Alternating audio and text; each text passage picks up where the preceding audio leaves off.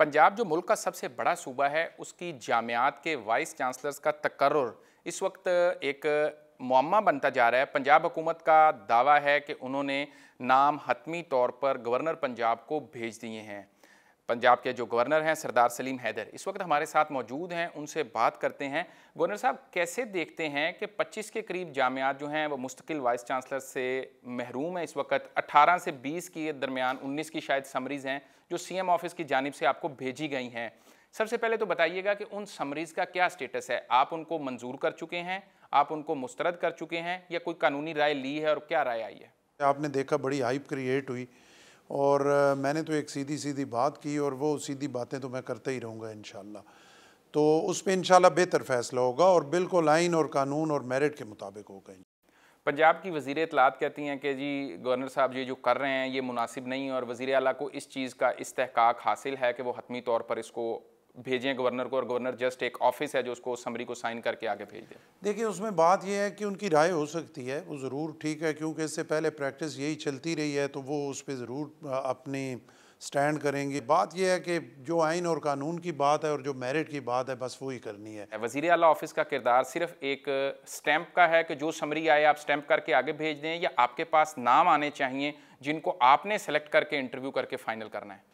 देखिए, बात यह है कि उसमें एक प्रोसेस हुआ और वो मेरे पास समरी आई, मैंने उस पर अपनी राय दी, उस पर इतराज़ है, तो उसमें बेहतर हल यही है कि क्योंकि कोलेशन गवर्नमेंट है और हमारी इसमें कोई दूसरी राय नहीं है कि इस गवर्नमेंट को चलाना है। जो वज़ीर तालीम है पंजाब के, उन्होंने कैटेगोरिकली ये कहा है समा को एक इंटरव्यू में कि गवर्नर के पास इख्तियार ही नहीं है कि वो हमारी समरी को रोकें या हमारी समरी को मुस्तरद करें, और अगर वो कोई अपना वाइस चांसलर लाना चाहते हैं तो वो भी हम नहीं आने देंगे। मैं तो आज भी अभी हलफ दे सकता हूँ कि मेरी तो पसंद ही कोई नहीं है कि फ़रां वाइस चांसलर आए, और अगर वज़ीर तालीम साहब कह रहे हैं, उन्हें कहें हलफ दें कि आप नहीं चाहते कि कोई वाइस चांसलर आपका पसंद करे। वज़ीर तालीम साहब की जो राय या उनकी बात है उस पर तो तबसरा करना ही नहीं चाहिए, क्योंकि उन्होंने मुझे खुद कहा कि जी मुझे तो खुद कमेटी से निकाल दिया है, मुझे कोई पूछता ही नहीं है। मैं चाहता हूँ कि कोई ऐसा बंदा ना हो जिस पे रबरी के केसेस हों, जिस पे करप्शन के केसेस हों। मैं चाहता हूँ साफ़ और शफाफ लोग हों।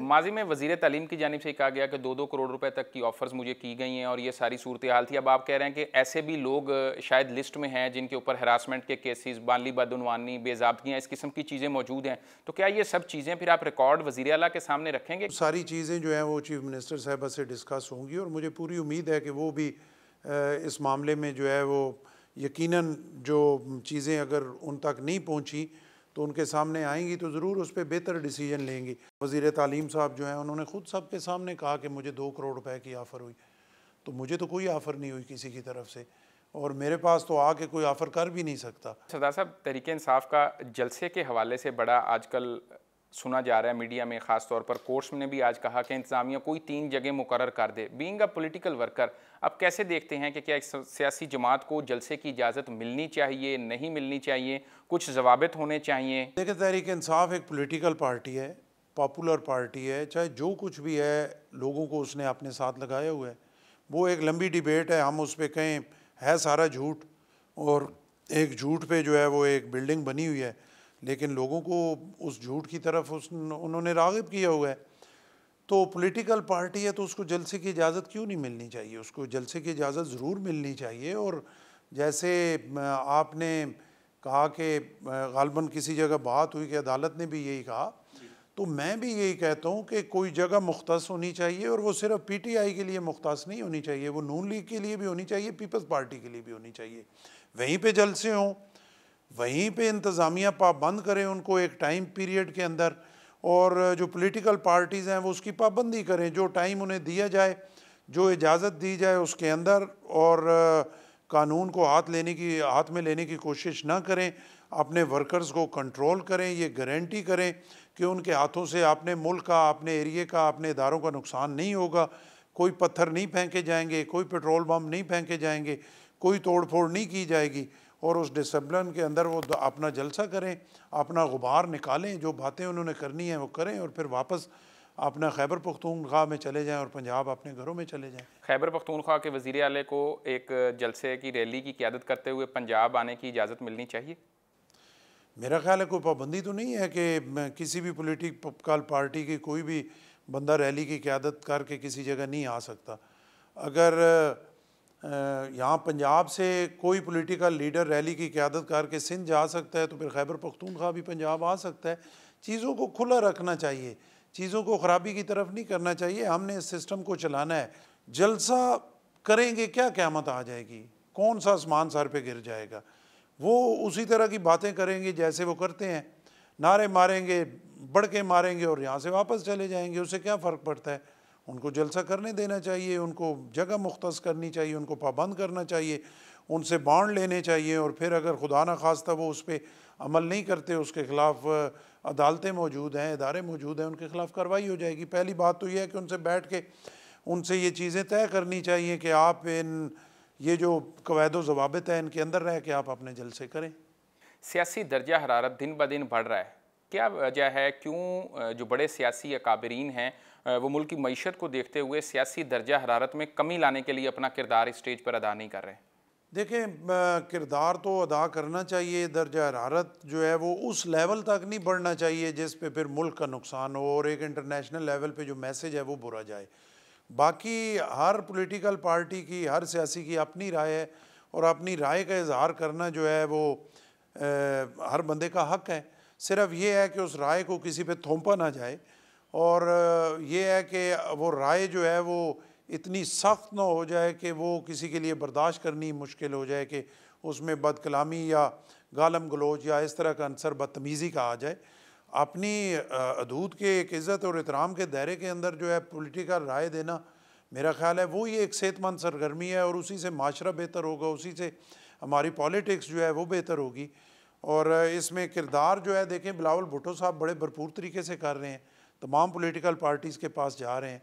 असम्बली के अंदर जो PTI वाले हैं उनसे राजा परवेज़ अशरफ साहब, बिलावल साहब, हमारी क़यादत जो है वो बातचीत कर रही है और उस दर्जा हरारत को कम करने की कोशिश कर रही है। क्योंकि आप पूरा गौर कर लें तो पीपल्स पार्टी है कि जो एक ज़िम्मेदारी का एहसास करती है और चीज़ों को बेहतर करने की और उस दर्जा हरारत को उस लेवल पर लाने की कोशिश करती है कि जिस पे फिर पॉलिटिकली नुकसान भी ना हो और मुल्क का नुकसान भी ना हो।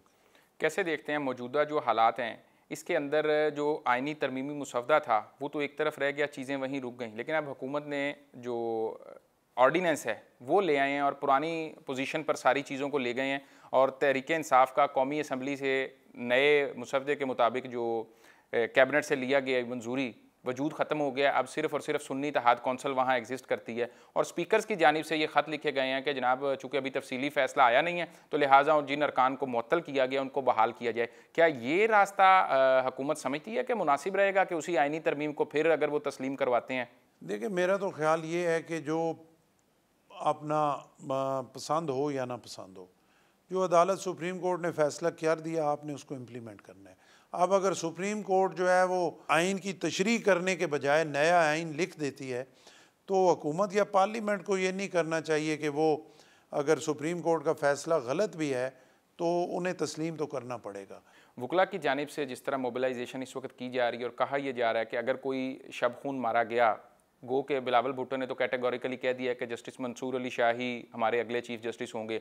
अगर मुस्लिम लीग नून इसी तर्ज अमल पर चलती रही तो क्या पीपल्स पार्टी इस इत्तेहाद का हिस्सा रहेगी और हुकूमत के साथ शामिल रहेगी या फिर वकला के साथ और आइन और जमहूरियत के साथ खड़ी होगी? देखिए, बात यह है ना कि ये फ़ैसला तो पार्टी की जो क़यादत इस्लामाबाद में बैठी हुई है उन्होंने करना है, CEC ने करना है, ये तो बाद की बात है। लेकिन बिलावल भुट्टो साहब ने जैसे बिल्कुल क्लियर कहा कि हमारा किसी तरह, हम देखें हम तो ये मार खा के आ रहे हैं, पीपल्स पार्टी तो इस चक्की से पिस के आ रही है। पीपल्स पार्टी तो सिर्फ ये जाती है कि चार्टर ऑफ डेमोक्रेसी में जो मोहतरमा बेनज़ीर भुट्टो शहीद के हाथों से लिखा हुआ एक डॉक्यूमेंट है उसमें अदलिया के हवाले से और बाकी चीज़ें जो हैं जो 18वीं तरमीम में बच गई वो अगर आइन का हिस्सा बन जाएँ तो ये हमारी बहुत बड़ी कामयाबी होगी और हम इसी एजेंडे पे जो है वो लगे हुए हैं। पीपल्स पार्टी इस चार्टर ऑफ डेमोक्रेसी को सिर्फ नून लीग तक ही महदूद रखेगी या तहरीक इंसाफ को भी आप समझते हैं कि दावत दी जानी चाहिए और तमाम सियासी क़ुव्वतों को मुल्क के वसी तर मफाद में एक होने की ज़रूरत है? नहीं, पीपल्स पार्टी देखें सबके पास जा रही है, तमाम पॉलिटिकल पार्टी से जो है वो बातचीत कर रही है। जिस तरह बिलावल साहब लगे हुए हैं, इंशाल्लाह मुझे उम्मीद है कि तहरीक इंसाफ और इन सब से चार्टर ऑफ डेमोक्रेसी के हवाले से जो चीज़ें बच गई हैं उन पर इंशाल्लाह कंसेंसस हो जाएगा। बहुत बहुत शुक्रिया। हमारे साथ मौजूद थे गवर्नर पंजाब सरदार सलीम हैदर, और उन्होंने वाजे किया कि पीपल्स पार्टी मिसाक जमहूरियत को लेकर चलेगी। तहरीक इंसाफ समेत दीगर जमातों को भी आइनी तरामीम पर अपने मुसवदे पर कायल कर लेंगे। सिर्फ यही नहीं, तहरीक इंसाफ समेत किसी भी जमहूरी जमात का जलसा करना आइनी और कानूनी हक है, कवायद ज़वाबित में रहते हुए। जहाँ तक पंजाब की जामियात की बात है तो उस पर गवर्नर पंजाब ने वाजे कर दिया कि वो 1 से 2 रोज़ में वज़ीर आला पंजाब मरीम नवाज़ से मुलाकात करके जो इस हवाले से मुख्तलिफ अफवाहें हैं उनको भी ख़त्म करेंगे और मेरिट पर जो है वाइस चांसलर का तकर्रुर उसको यकीनी बनाएंगे।